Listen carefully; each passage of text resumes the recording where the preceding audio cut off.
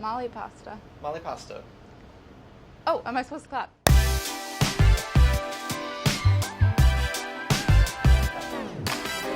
Let me just find it in here.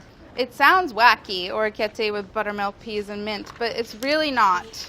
Orecchiette with buttermilk, peas, and pistachios, which actually is like a grown-up version of macaroni and cheese, adding English peas, snap peas, and mint because 'tis the season, and making a sauce out of buttermilk instead of bechamel. So I'm gonna start by slicing these leeks, the light green and white parts only.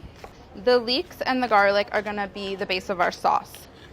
Garlic on the mandolin because it's the best way, but be careful of your fingies. If you don't have a mandolin or you're scared of using a mandolin, just thinly slice it.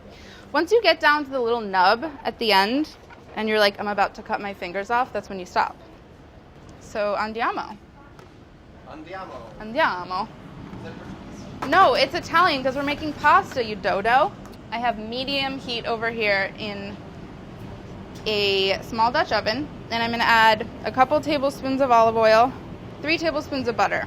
Swirl it around a little. I use a combination of butter and olive oil because the butter will brown less quickly when you cut it with olive oil because it has a higher smoke point. So that way you won't get too much browning on the vegetables during this initial phase of the cooking. I'm adding my aromatics, a few sprigs of mint going in whole. They're just going to perfume this sauté of vegetables here, and some red pepper flake. So gonna sweat these out, which basically means cook them really gently so that they don't get any browning on them or caramelization. I'm gonna turn this down to low and just let these gently cook. Meanwhile, salting my pasta water pretty aggressively, and I'm gonna drop my pasta, which is orecchiette, which means little ears in Italian, and it's the best kind of pasta out there. It's the best shape. I think I also said that in another video about bucatini, but I actually really feel strongly about orecchiette. The veg is looking nice and sweaty. I don't want to take it much further because I want it to keep some of its integrity. So in we go. And we're just going to bring that up to a simmer. The sauce looks broken. See, notice how the buttermilk has split. It will come back together when we add starchy pasta water and emulsify in the Parmesan cheese. Okay, let's see where we're at. Okay, this is a good time to add peas for the last few minutes of the cooking, so in they go. It's essentially blanching water. It's already seasoned. There's no sense in having 2 separate pots for blanching peas and cooking pasta.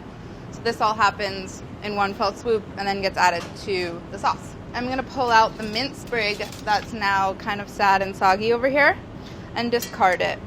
It's been about 2 minutes and the peas are now crispy, crisp, tender. And I'm going to add them to the sauce with the orecchiette. Very important element, always save some pasta water. You never know when you're going to need it. So we're adding the cheese little by little until all of the pasta seems nicely coated. And you should stir pretty vigorously because it's going to help bring that broken sauce back together. If it gets thick, which it feels kind of thick right now, we'll add some pasta water, which is why we saved it. There's the rest of the parm. A little bit more pasta water. It's getting nice and glossy. Fresh mint, a couple sprigs. A good amount of black pepper because it goes beautifully with parm and helps cut some of the richness. And I'm going to add a tiny bit more of this.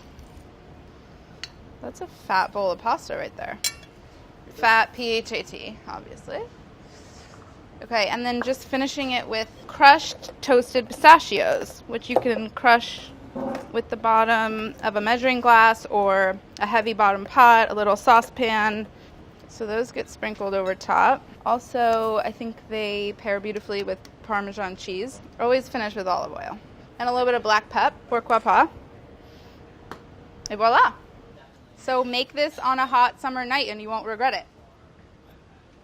Andy's going to weigh in. Okay. It's a little al dente. It's a little al dente. I did that for the camera. I love crunchy pasta. You're not like much of a carb guy, so Don't tell hope this people goes that. well. I eat all the carbs. I mean, they know. It's great. Would you eat that? Absolutely. I mean, right now or just in general? Just in general. Yeah, absolutely. AB approved. Baragani approved.